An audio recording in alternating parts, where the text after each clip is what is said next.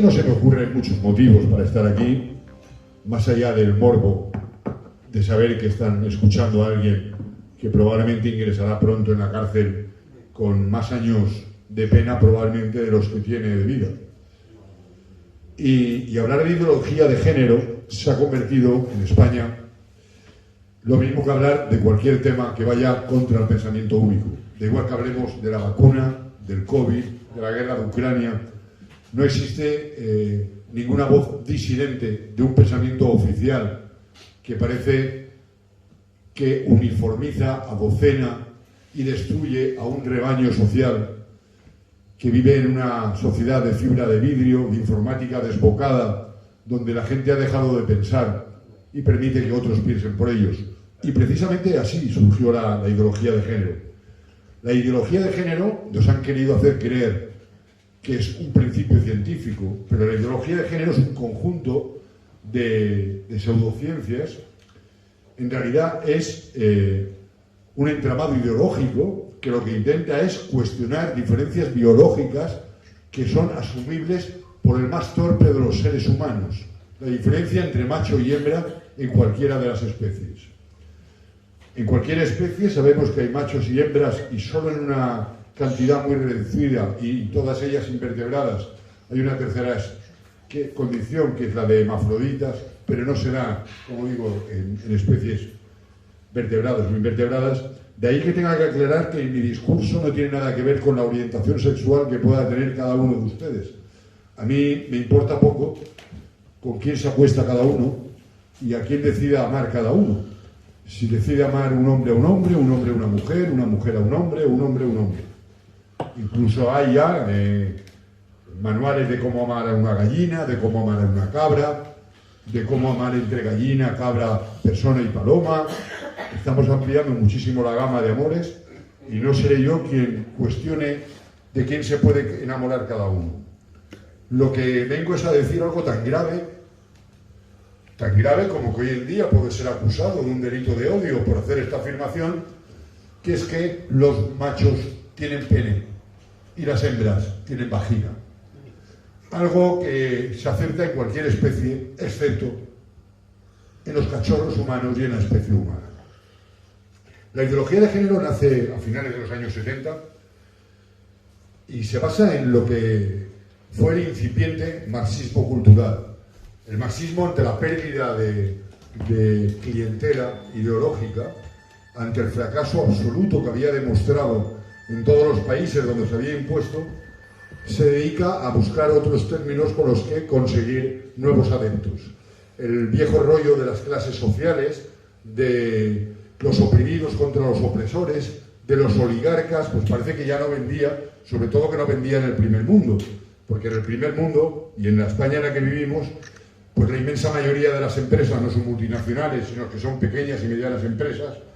El pequeño y mediano empresario es un trabajador solo que con la propiedad de los medios de producción, donde a veces de verdad tiene que hacer maravillas para poder pagar las nóminas de sus trabajadores e incluso quedando sin cobrar la suya propia, donde ha surgido una cantidad tremenda de algo que no contemplaba el inteligentísimo Carlos Marx ni Friedrich Engels, que es la figura del autónomo, una cantidad que por millones moviliza a españoles que ni son obreros oprimidos, ni son empresarios que viven de la cotización de sus acciones en bolsa, sino que se han de levantar a las 6 de la mañana y acabar a las 10 de la noche en jornadas interminables para poder llegar a fin de mes pagando unos impuestos que no están en los escritos y poder alimentar a sus familias. Cuando se le acabó todo este rollo al marxismo, se inventó lo del marxismo cultural. Necesitaba encontrar nuevas vías de penetración en la sociedad y una de ellas, acaso la que ha sido más rentable, ha sido la ideología de género, con todo lo que ha supuesto el lobby LGTBI y la gran mentira del feminismo, que como salía en unas declaraciones mías anteayer en un periódico local, el feminismo ha convertido a la mujer en basura.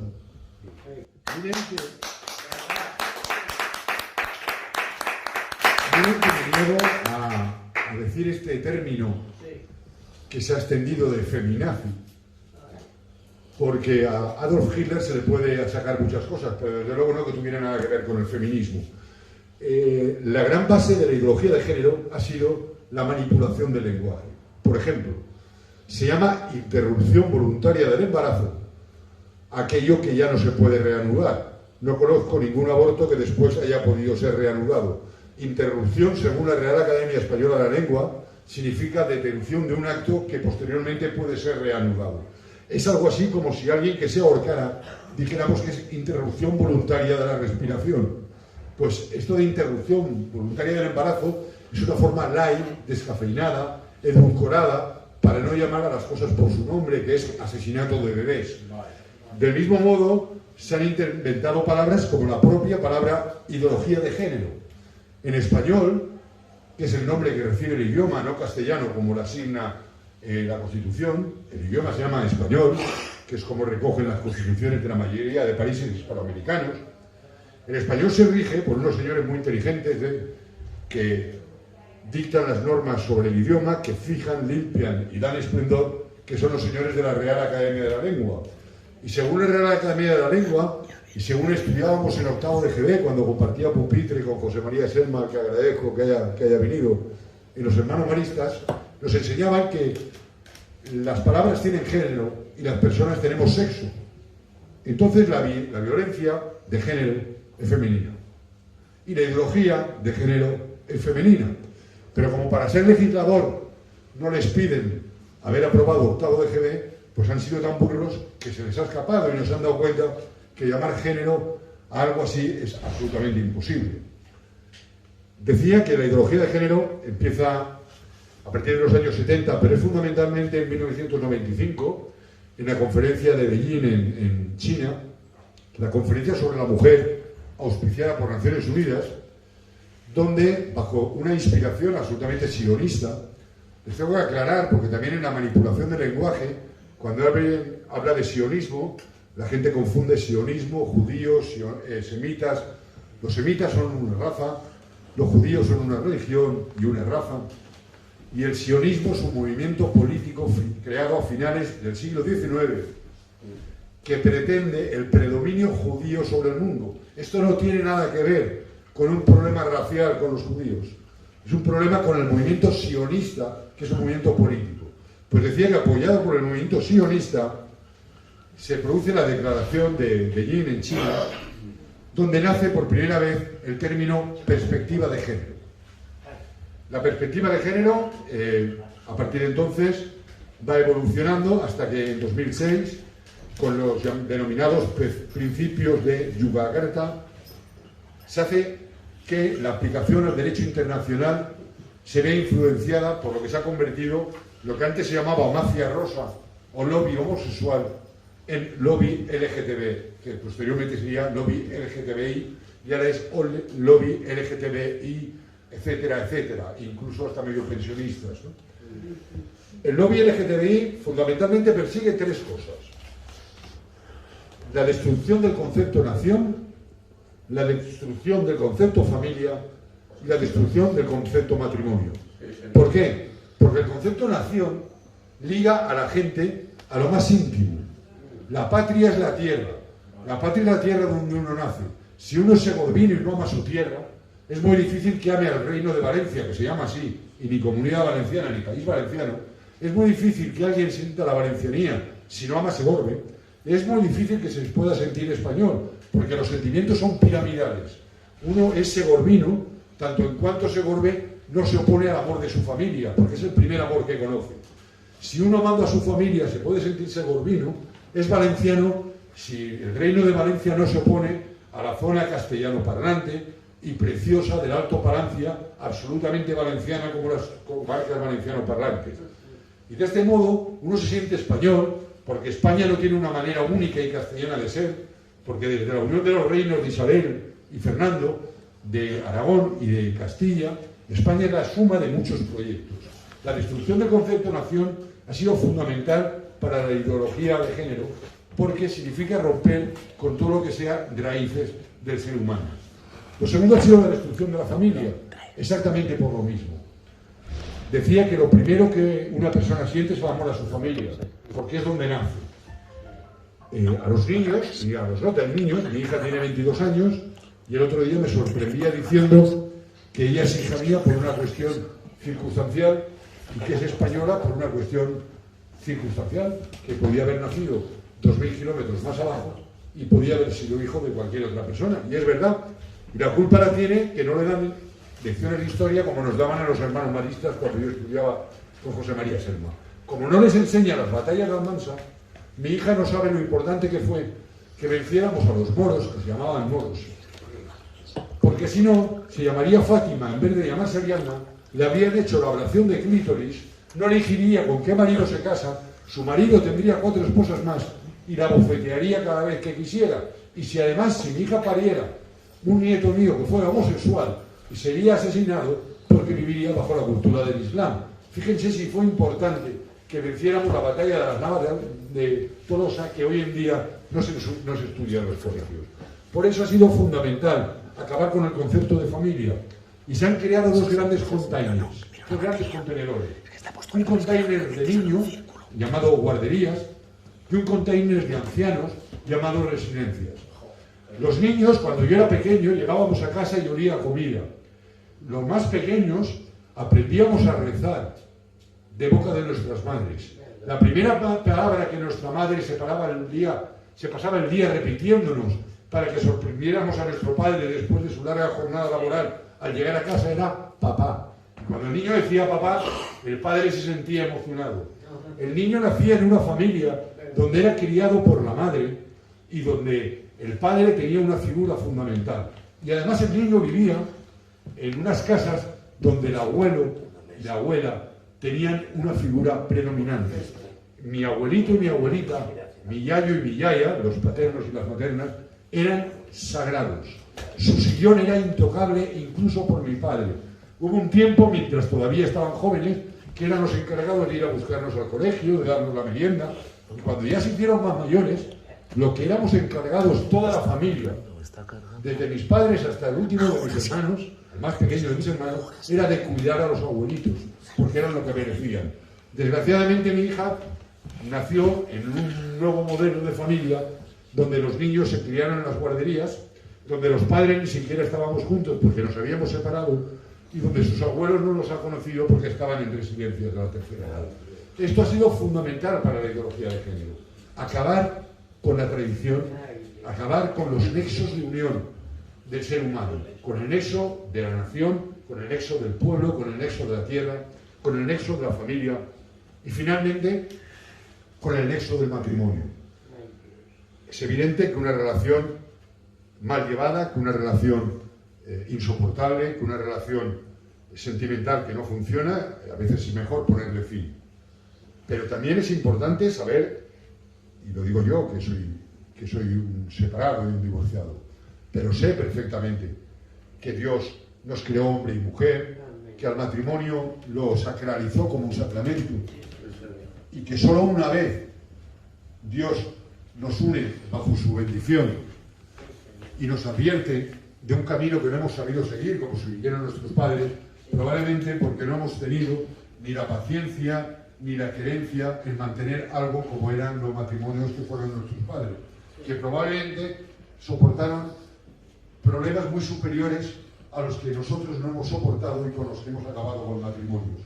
También la ideología de género se basó fundamentalmente en la destrucción del matrimonio. Afirman los partidarios de la ideología de género que la ideología de género es investigación científica, cuando decía antes que en realidad no tiene nada de investigación científica y tiene mucho de construcción ideológica. ¿A quién ha beneficiado fundamentalmente la ideología de género?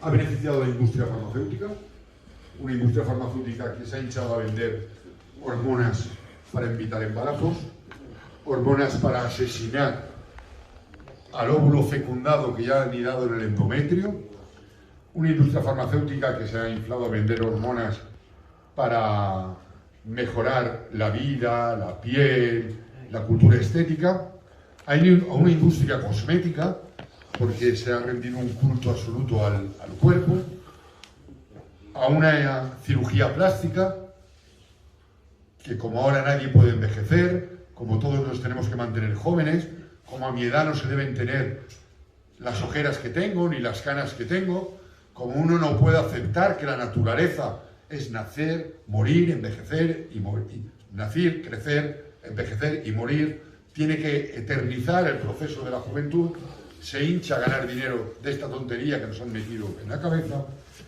y finalmente ha hinchado a ganar dinero a los abortorios, a las clínicas de aborto que asesinan niños todos los días. Benedicto XVI, que fue el Papa maldito, el Papa que nos dijeron que era un nacionalsocialista, el Papa que cuando llegó al papado dijo que el uso del término género aplicado a las personas solo contribuía a la cultura de la muerte. ¿Cuáles son los fundamentos de la ideología de género? Los fundamentos de la ideología de género son el rechazo a la figura paterna. Es fundamental. Es fundamental que mi hija, que es una buena chiquilla y que me quiere, pero que con 22 años haga esa reflexión, porque es el adoctrinamiento ideológico al que ha sido sometido. Yo soy hijo tuyo de manera circunstancial, como podía ser de cualquier otra persona. El rechazo a la figura paterna como autoridad, con la autoridad que tenía sobre nosotros el papá, ¿no? El rechazo a la figura paterna como la persona que se encargaba de proteger a su hembra y a sus cachorros. Esto que existe en cualquier especie, parece que el ser humano ha tenido que avergonzarse de ello. El segundo fundamento de la ideología de género es la mercantilización del cuerpo. Una mercantilización que se dedica a un culto excesivo de la estética, nadie se puede hacer viejo, todos tienen que ser guapos. Coño, yo llevo 30 años de periodista de guerra, y periodistas de guerra había más guapos y más feos, más gordos y más flacos. Fíjense si eran feos, que yo era de los guapos. Pues ahora no veo una imagen de periodista de guerra en televisión que no sea una niña salida de un casting. Por cierto, periodistas de guerra que lo más cerca que están del frente es a 300 kilómetros, pero que lo importante es la imagen. Vivimos en un mundo de imagen, donde la gente no se puede hacer mayor, donde la gente tiene que ir al gimnasio, se tiene que inyectar lo que sea por el culturismo, tiene que mantenerse ciclada, espléndida, tatuada, maravillosa, morena, eternamente joven. El siguiente fundamento de la ideología de género es la debilitación de los más débiles, entendiendo por los más débiles a los niños y a los ancianos. Los niños que asesinamos todos los días, aceptando, porque somos cómplices todos, de aceptar que en España 100.000 niños sean asesinados cada año. Somos cómplices desde que Juan Carlos I, rey de España, por desgracia de Dios, firmara la ley del aborto en el año 85 hasta hoy, se han asesinado a 2 millones de niños. 2 millones de cachorros de ser humano.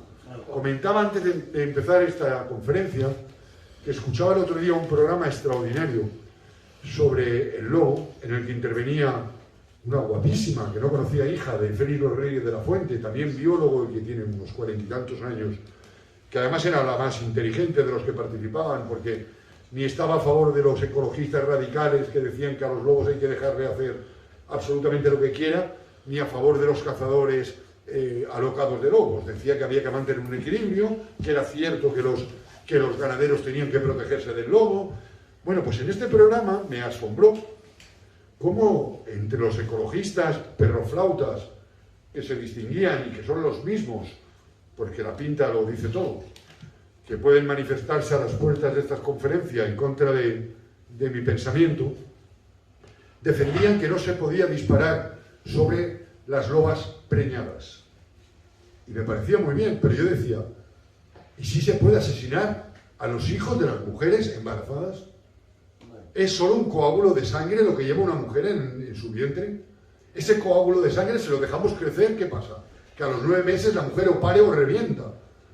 Y pare no en forma de coágulo de sangre muy grande, sino en forma de cabecita, cuerpecito, brazos y piernas, que es un ser humano. Es decir, estamos protegiendo que no se asesine a lobas preñadas e ignoramos y nos da exactamente igual. E incluso se habla por la ideología de género, que es un derecho de la mujer, que se ha conquistado un derecho, que ya ves tú los americanos que es retroceso, están replanteándose la conquista del aborto y nadie llora por las calles de que todos los años en España se asesinen 100.000 niños de manera impune. ¿Dónde está el derecho del padre de esa criatura, que también tendría derecho a decidir? Y sobre todo, ¿dónde está el derecho de ese niño? Decía que la debilitación de los más débiles es un fundamento en la ideología LGTBI. Con el aborto, con las tutelas de niños, somos el país con más niños con tutelas robadas a sus padres. 50.000 niños tutelados. Hoy en día en España te quitan la tutela de tu hijo solo por ser pobre. Pero además os añado, un niño tutelado le cuesta al Estado, nos cuesta a todos, mensualmente 9.866 euros. El colegio más prestigioso y más caro de Inglaterra vale, y mi internado, por supuesto, y a pensión completa, 4.500 euros al mes. Es decir, si a los 50.000 niños tutelados los lleváramos al colegio más prestigioso de Inglaterra, ahorraríamos justo la mitad de lo que estamos pagando por ellos. Pero encima, hablando de unos niños tutelados, donde hay una tasa de abandono escolar del 95%, y con todo es lo de menos, es que llega el Estado y te está diciendo: Mariano, Antoñita, vosotros no estáis capacitados para tener un hijo, por lo tanto te lo quito, porque yo, Estado, lo voy a tutelar.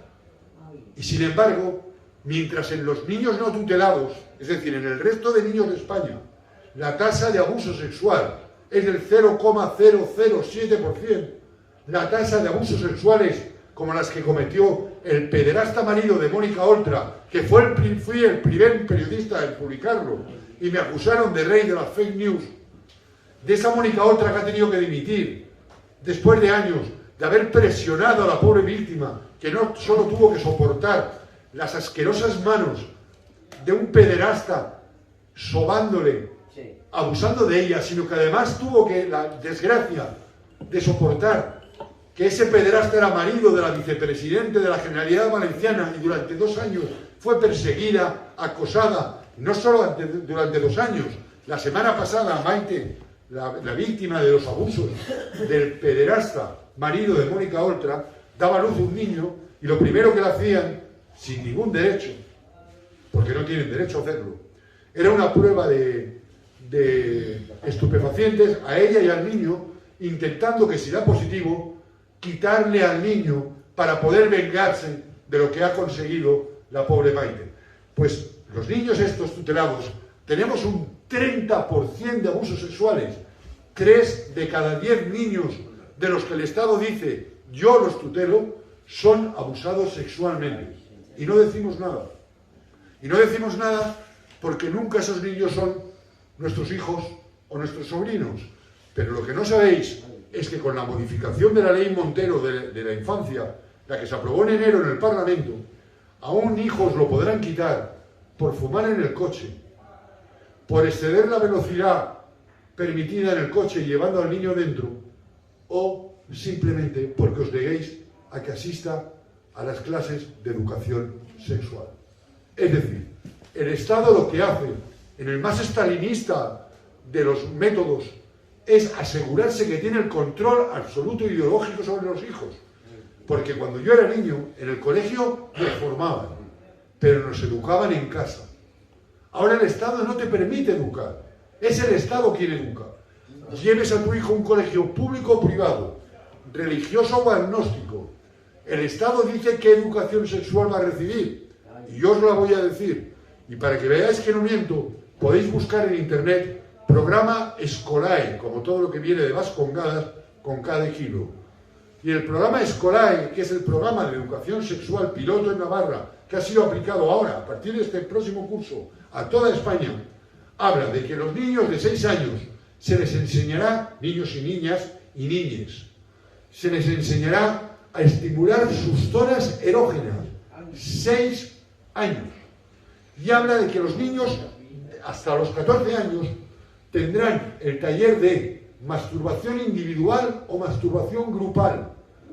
Cómo introducir un pene en la boca sin hacer daño y estimulación anal.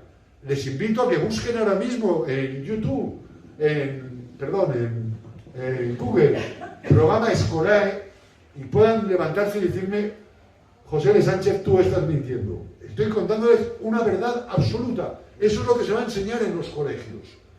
Y así las cosas, un juez en Oviedo, hace 15 días, permite que un niño de 8 años, ojo, de 8 años, decida que su género es el femenino y no el masculino, que es una mujer y no un hombre, sin necesidad siquiera de entrevistarse con el psicólogo.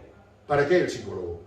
Yo solo agradezco una cosa de haber nacido en la oprobiosa dictadura franquista, que es que esto no estaba permitido, porque yo de niño me sentía un pirata encerrado en el cuerpo de un hombre. Y si no hubiera existido, si se hubiera permitido esto en el franquismo, hoy me presentaría ante ustedes con un ojo, con un parche en el ojo, con una pata de palo y con un garfio en el brazo. Pero ¿alguien en su sano juicio puede entender que se acepte que un niño de 8 años cambie de sexo sin hablar con el psicólogo? Pero ¿alguien en su sano juicio puede entender que esto se pueda dar en el primer mundo? Esto ha sido introducido como calzador, como un supositorio por la fuerza. Como dicen en mi pueblo, Buñol, que son muy brutos: por mucho que te pongas contra la pared, si la lavativa va para el culo, va para el culo. La lavativa ha ido para el culo.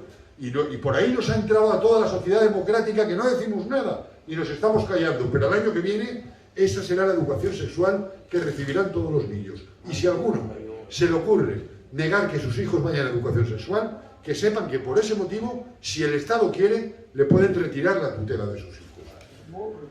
Además, les cuento, por si no lo saben, que cuando el Estado retira la tutela de sus hijos, como lo que le interesa es pillar esos 9.866 euros mensuales que hay por medio, no se acepta ni la familia acogedora ni la propia familia. El colectivo más afectado hasta ahora, antes era el único afectado, el más afectado hasta ahora por la retirada de tutelas es el colectivo gitano, la etnia gitana. Ahora ya hay un 20% de payos que lo están sufriendo. En la etnia gitana los niños son, como los ancianos, sagrados. Me parece que hay algunas personas aquí de esta etnia que me lo podrán decir. Sagrados. Un niño es intocable. Cuando una familia, de verdad, porque los hay, payos y gitanos, no están en condiciones de tutelar al niño, salen los abuelos locos para decir: yo me quedo a ese niño. Un niño está mejor con el peor de los abuelos que en un centro de acogida donde tiene un 95% de posibilidades de fracasar escolarmente y un 30% de posibilidades de ser abusado sexualmente. Pues el Estado no permite la tutela de los abuelos. ¿Por qué el Estado, si muchos niños son sustraídos por pobreza, en vez de pagar 9.866 euros por el niño, no les da 1.000 euros a los padres? Dice: es que no los llevan al colegio. Coño, enséñales a llevarles al colegio. Es que no les saben educar, enséñales a educar. Por mucho menos de 9.866 euros podemos educar a los padres que no saben educar para que eduquen a sus hijos. Pero está el gran negocio de la tutela de los niños. Finalmente, tenemos el aborto, las tutelas y las guarderías, que además se han convertido en un mal necesario. Todos los necesitamos porque en los matrimonios, para poder llegar a fin de mes, ya los dos miembros trabajan. Pero en una guardería, al final los niños ven a la madre cuando lo recoge, lo lleva a casa, al padre normalmente ni lo ven porque ya están dormidos. Cuando llega de trabajar, de matarse a trabajar para poder ganar un jornal, y los ven los fines de semana. Por lo tanto, estamos cediendo la educación absoluta de nuestros hijos a terceros. No estamos ni disfrutando de la paternidad, ni dejando que ellos disfruten de los padres que nosotros tuvimos, ni permitiéndole al niño que se desarrolle en el ambiente que se desarrolla en cualquier especie, que es en el de su manada, como se desarrollan los cachorros de león o los cachorros de perro. Y a los ancianos se les encierra en residencias, porque como la mujer trabaja y el marido trabaja, algo hay que hacer con ellos, porque como cada vez se vive más años, no se les puede tener en casa. Les regalamos una visita cada 15 días y un poquito de cariño. Cuando llega algo como el COVID-19, se nos mueren todos los ancianos, pero resulta que el ministro responsable, que es vicepresidente del gobierno, lleva una coleta y es el macho alfa de la manada de la ideología de género. Nadie le hace responsable de que todos los ancianos caigan uno detrás de otro y no pasa nada. porque que se mueran los abuelos lo hemos convertido en algo normal. De manera que todo aquel que no produce, que son los niños y los ancianos, para el Estado son una carga. Para el Estado son una carga. Entonces los niños, como les queda mucha vida por delante, el Estado neoliberal que es asociado de la mano del marxismo cultural, van de la mano. Yo no me gusta lo del gobierno social comunista, yo digo gobierno liberal comunista, porque el Partido Socialista de socialista tiene poco y tiene mucho de liberal, y ahí se encuentran con el Partido Popular y con todo el resto de formaciones que afectan este sistema producto del régimen del 78. Los abuelos los colocamos en residencias y si se mueren, que se mueran. Y les regalamos cariños con cuentagotas. ¿Se acuerdan ustedes de una película que a mí me marcó mucho cuando la vi? Que no recuerdo el nombre, pero ella se llamaba Noah, la historia de Noah, o la historia, era la historia de un matrimonio donde ella contraía un Alzheimer precoz y él le consagraba la vida hasta que ella le olvidaba. Bueno, una historia tan bonita. Ya no hacen estas películas porque no interesa tampoco a la industria de Hollywood, interesa hacer todo lo contrario y vender el mensaje contrario. Es decir, ningún o muy pocos abuelos ya mueren en su casa, viven rodeados en su vejez del amor de los suyos, del cariño de los suyos, del respeto de los suyos. Otra vez me voy a referir al colectivo gitano.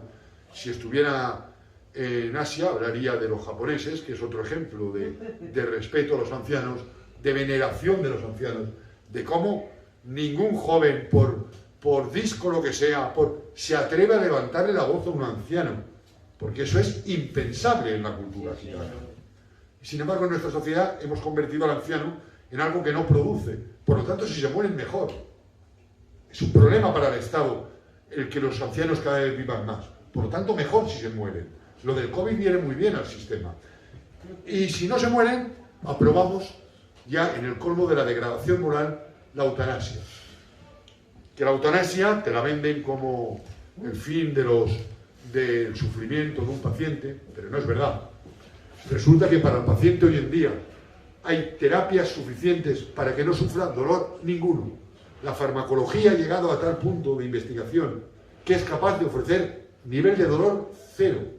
Pero además, cuando un paciente tiene patologías que le invalidan completamente, cuando un paciente está postrado en una cama de la que no se puede levantar, cuando el Estado debe invertir en terapia asistencial, en terapia con la familia, es decir, al final una serie de recursos que le salen carísimos al Estado. Es mucho más fácil darle una sobredosis de morfina y matarlo, que vale céntimos de euro, que apostar por la vida y hacer que un paciente con una enfermedad terminal tenga nivel de dolor cero y viva el tiempo que tenga que vivir rodeado de quien debe estar rodeado, un ser humano que es de su familia, y morir con el cariño de los suyos. Lo mismo pasa con el aborto. El aborto tiene un coste bajísimo. Si apostamos por la vida, el Estado tiene que apostar por un bebé que va a nacer y tiene muchos años por delante. Hay que ayudar a una madre durante los meses del embarazo, hay que ayudarla durante el parto, hay que ayudarla después del parto, hay que asegurarle que va a poder criar a ese hijo. Es mucho más rentable para el Estado asesinar a bebés y asesinar a ancianos o asesinar a enfermos que cuidar de ellos y apostar por la vida. Otro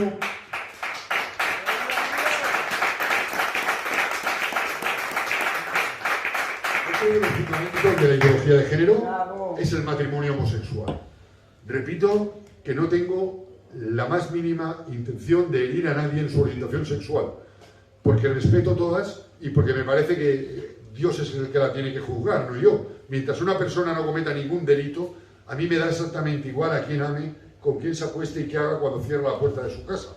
Pero el matrimonio homosexual ha sido un ataque más a la figura del matrimonio, a lo que antes os he explicado que es el matrimonio real, y entonces convertirlo ya en cualquier cosa, ¿no? Lo siguiente ha sido la crisis de la figura de la masculinidad. Empezamos con el metrosexual, después con el homosexual. Había que ser con la mujer tierno pero no amariconado, protector pero no patriarcal. Coño, al final había que estudiar una carrera de 6 años para poder tener novia. es que al final, para poder decirle a una mujer te quiero y tener las relaciones que han tenido mis padres, mis abuelos, mis bisabuelos, mis tatarabuelos y todos los que me han antecedido, hace falta tener un índice de coeficiente intelectual superior a 160. Einstein fracasaría en esta sociedad como hombre. Uno ya no sabe cómo tiene que comportarse como hombre. Uno ya no sabe qué términos no debe decir para no herir a los homosexuales, qué términos debe decir para no herir a las mujeres, qué términos no debe decir para no herir a los inmigrantes. No sabe cómo comportarse para no ser considerado violento.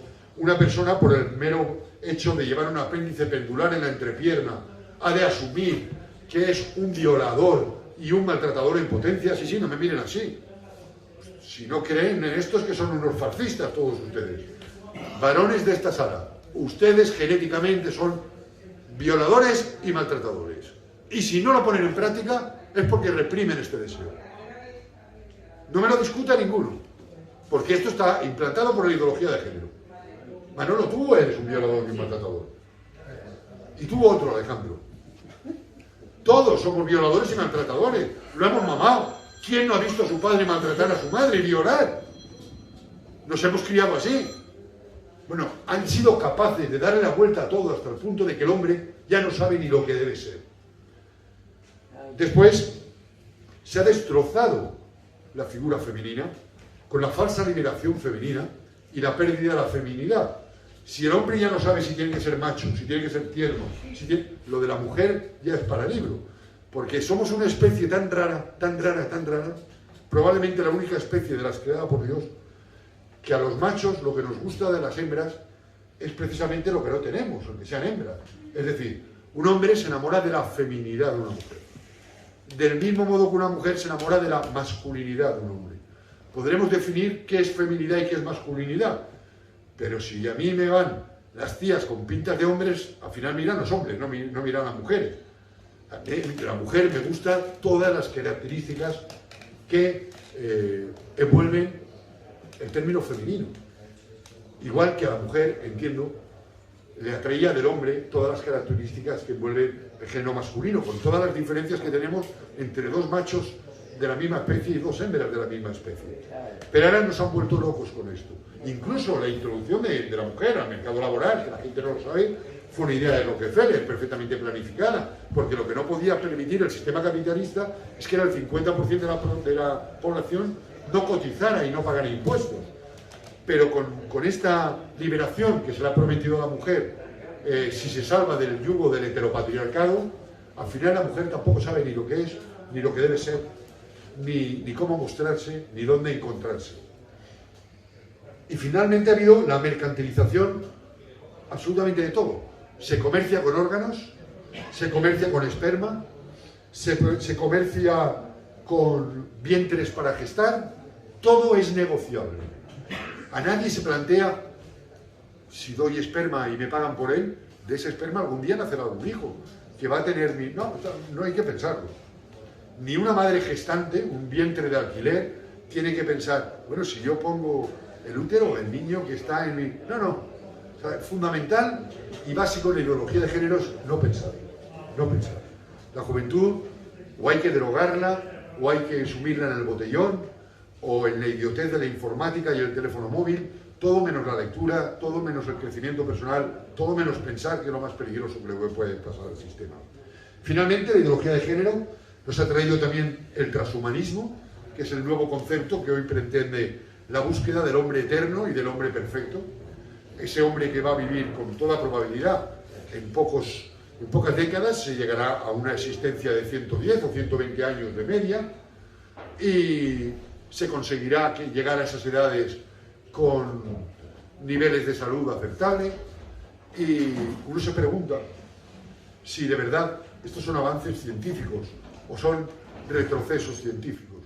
Si el hombre está hecho para vivir 120 años o para vivir una vida probablemente más corta pero más intensa, dedicada a poder vivir con los suyos y con los conceptos de amor y de amistad y de familiaridad que consigo contraer las ideas que tenemos los fascistas, que no compartimos la ideología de género.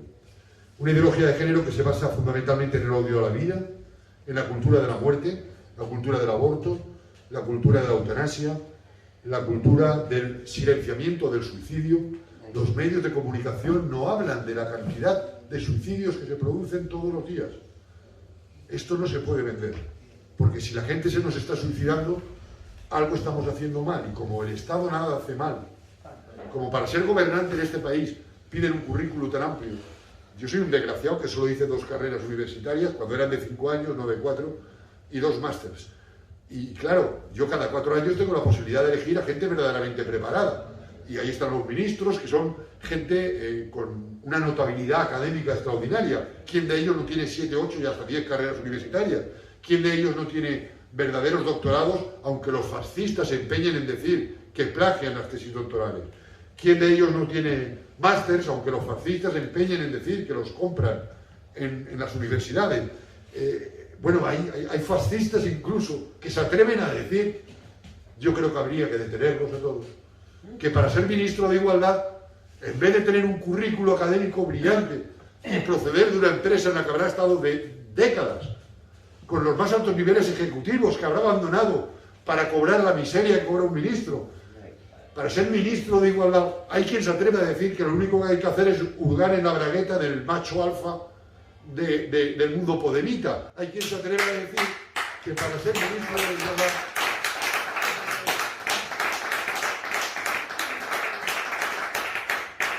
hay fascistas que se atreven a sostener, seguro que hay alguno en esta sala, porque hay mucho más fascistas de lo que pensamos. Hay fascistas que se atreven a sostener que para ser ministro de Igualdad, una lo que busca es preñarse del macho alfa, aunque ella esté en contra de la natalidad, esté a favor del aborto, preñarse del macho alfa, para ya vivir del macho alfa el resto de su vida. Yo, por el contrario, agradezco a Irene Montero todo el avance que nos ha conseguido a los hombres y mujeres de España y desde luego me solidarizo con ella ante ataques tan gratuitos como el que acabo de comentar. Finalmente, junto con la criminalización del varón, hay un último aspecto que es fundamental no perder de vista, que es la pederastia. Por cierto, en portugués me encanta porque pederastia y pedofilia son la misma palabra, no tienen diferencia. En español, si ustedes buscan el diccionario de la RAE, si buscan pedofilia, la primera acepción que otorga es pederastia. Y la segunda dice personas mayores atraídas. Ahora, el colectivo LGTBI está defendiendo que la pedofilia no es pederastia y que la pedofilia debe ser admitida. El otro día, Gaspar Llamazares, sin ir más lejos, el excoordinador general de Izquierda Unida, ante los ataques que los fascistas han hecho a Mónica Oltra y a lo que hizo su marido, decía que no había que confundir pedofilia, pederastia y diferencia en la sexualidad afectiva. Esto no es nada nuevo.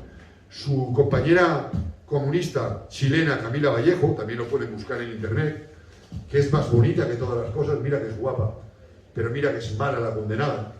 Hace muchos años ya que está intentando la legalización de la pedofilia, bajo el argumento de que nadie puede ser condenado por los deseos que sienta. Que una cosa es la pederastia, que es el abuso o la violación sexual de menores, y que una cosa es sentir deseo sexual por los menores. No en vano, en Holanda ya existe un partido legalizado de pedófilos y en Canadá se ha despenalizado la pedofilia. Visto así, parece que tienen hasta razón. Este es el debate al que nos llevaban también los podemitas sobre la ilegalización en su día de los grupos próximos a ETA. Era decir, no condenar el terrorismo no significa apoyarlo. Por lo tanto, no se puede ilegalizar a alguien por no condenar algo. Bueno, pero como en mi pueblo somos más simples que el mecanismo de un botijo, al final las cosas hacemos que la distancia entre dos puntos sea una línea recta. Si una persona se siente atraído por menores, acabará disfrutando no solo de ver a niños en el parque cruzado de manos, sino consumiendo como mínimo imágenes en internet o yendo a ver películas X donde aparezcan niños teniendo actos sexuales. Y para hacer esos actos sexuales, esos niños han sido fruto de la pederastia, porque cometer un acto con un niño, con un menor de edad, es pederastia, por lo tanto consume pederastia, por lo tanto es un pederasta. Y si no lo es, es un pederasta en potencia. Ahora pretenden un nuevo movimiento que se llaman los MAT, M-A-T, que es en inglés la sigla de personas atraídas por adultos atraídos por menores. Pretenden hacer esta separación entre pedofilia y pederastia. Ya tienen la propia bandera, los pedófilos, que la acepta el colectivo LGTBI como una más de sus acepciones, entre las que está la homosexualidad, el lesbianismo, la bisexualidad, la transexualidad, el travestismo, el género fluido, el género mixto, los mediopensionistas y la madre que los ha parido a todos. Con todo esto, bueno, pues simplemente los medios sionistas, en manos del sionismo, como es Facebook, ya en 2014 aceptaban 50 opciones de género, 50. Y el transexualismo se convertía en algo aceptado cuando hasta el año pasado, no sé este año, porque no lo he comprobado, la OMS, el Manual de Diagnóstico Psiquiátrico de la OMS, de la Organización Mundial de la Salud, definía la transexualidad como un trastorno de identidad del sexo. Es decir, como estar para allá, como estar para allá. O sea, no tiene nada que ver si te gustan los hombres o si te gustan las mujeres, sino esto de querer cambiar de género, que no sé bien lo que es el género. El lobby LGTBI o la mafia rosa es un grupo de presión sobre políticos, medios de comunicación, industrias de moda, cine, espectáculos, que victimiza a sus integrantes, que criminaliza al varón y que impone el relativismo sobre la ambigüedad sexual. Hillary Clinton fue la máxima defensora del colectivo LGTBI y casualmente también la máxima defensora del aborto. El Papa Francisco, cuando llegó a la curia, admitió textualmente, y esto lo voy a leer para no equivocarme: en la curia hay gente santa, pero también una corriente de corrupción sexual. Se habla del lobby gay, y es verdad, hay que ver qué podemos hacer con él. Como católico practicante, me resulta durísimo criticar a la Iglesia en público, pero no voy a criticar a la Iglesia somos el cuerpo de Dios en marcha. Yo critico la jerarquía de la Iglesia. Este mismo Papa que dijo esto, hace 2 meses, decía literalmente, sin peligro de mala traducción, porque habla un español perfecto como buen argentino: bendigo la unión entre los homosexuales, porque también los homosexuales son hijos de Dios. Claro, que el Santo Padre de Roma, que el heredero de Pedro, que el máximo representante de la única iglesia verdad, de la única iglesia creada por Jesucristo, nos diga que bendice la unión entre homosexuales, esta es la categoría de matrimonio. Y que además diga que lo hace porque son hijos de Dios, a mí se me ocurre pensar, ¿por qué no bendice también a los violadores, que son hijos de Dios? Y a los pederastas, que son hijos de Dios? Y a los terroristas, que son hijos de Dios? Es decir, no puede haber argumento más simple, pero es que el Papa Francisco, cada vez que habla, sube el pan, y a los católicos nos desconcierta. De hecho, en toda Hispanoamérica la lucha contra la ideología de género la lleva fundamentalmente a las iglesias evangelistas, y ha habido un crecimiento de las iglesias protestantes inversamente proporcional al cómo se ha ido vaciando los templos católicos. Y es que los católicos cada vez nos cuesta más reconocernos ni en el Santo Padre de Roma, ni en la Conferencia Episcopal, que también no dice más que un disparate más otro, que parece más empeñada en que se siga manteniendo la X en la casilla de Hacienda para mantener 13 Televisión o la COPE, que en defender la verdad y la justicia contra el buenismo político. En definitiva, estamos ante una ideología que fue creada a raíz de los presupuestos del marxista y también judío Herbert Marcuse, una ideología que lo que pretende es que los hombres no sepamos lo que somos, enfrentar a las mujeres y a los hombres, hacer creer esto de la teoría del heteropatriarcado, que es un pacto tácito o implícito que alguna vez hemos suscrito entre todos los hombres para someter a las mujeres a nuestro mandamiento. es una cultura de maltrato y de violación, una cultura que permite la violación en género y miente. El periodismo nos enseñaba en el primer día en la facultad que es contar todo aquello que ocurre y que otros no quieren que se sepa. ¿Por qué no cuentan quién hay detrás de cada violación grupal? ¿Por qué no cuentan que el 92% de las violaciones grupales en España está cometida por musulmanes? Hay que decirlo, porque además si alguien lee el Corán, encontrará 50 versículos donde dice que hay que declarar la guerra santa, asesinar al infiel, y 24 versículos donde Mahoma dice directamente lo que hay que hacer con la mujer del infiel. Es decir, el musulmán viola a la mujer española por puta, por hereje, porque merece ser violada. Y esto no se puede contar. Y cada vez que nos cuentan una violación grupal, no nos cuentan quién la está provocando. Porque nosotros, ateos y todo, como nos hemos vuelto, todavía tenemos en nuestros genes, en nuestro ADN, una cultura que se nos enseñó, donde la mujer era tratada de un modo bien diferente. Ahora incluso hay fascistas que todavía ceden su sitio en el autobús o dejan pasar a una mujer delante en una tienda. Fascistas que no deberían ser rependidos, sino que deberían ser ahorcados en la plaza pública, para escarnio, para que sepan que esto no es modo de tratar a una mujer, que a la mujer no le gusta el caballero, que no hay ninguna mujer a la que le gusta que el caballero la trate como una dama, que a su mujer la trate como una princesa. No le gusta a la mujer, porque la mujer se ha vuelto otro macho con el que luchar. Y con esto, pues casi que voy a acabar, y les voy a dejar con toda la intranquilidad de saber que todo cuanto les he contado está absolutamente impuesto ya en nuestras leyes, que la ideología de género se ha ido imponiendo en las leyes de todos los países liberales, de todos los países que tienen estados de derecho, que ha sido aceptado absolutamente, no solo por la totalidad de partidos políticos.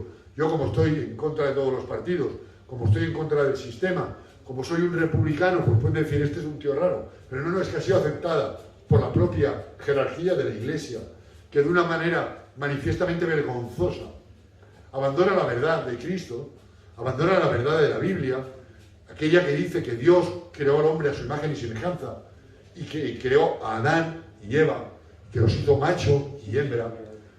Una Iglesia que también se ha vuelto cómplice de esta ideología de género, que es una de las mayores amenazas que se cierne sobre la humanidad. Yo, si han creído algo de lo que les he contado, le invito a que lo cuenten, a que les digan a quienes tengan hijos en edad escolar lo que van a dar sus niños de 6 años a partir del año que viene, a partir de este curso ya, cómo estimular sus zonas erógenas. 6 años, 14 años, cómo practicar la masturbación en grupo, cómo practicar la masturbación individual, cómo estimular el esfínter anal, cómo introducir el pene en la boca. Le diría a la gente que conozcamos que empiecen a rebelarse contra esto, porque o lo cambiamos esto nosotros o no va a venir Dios a cambiar. Muchas gracias por su atención.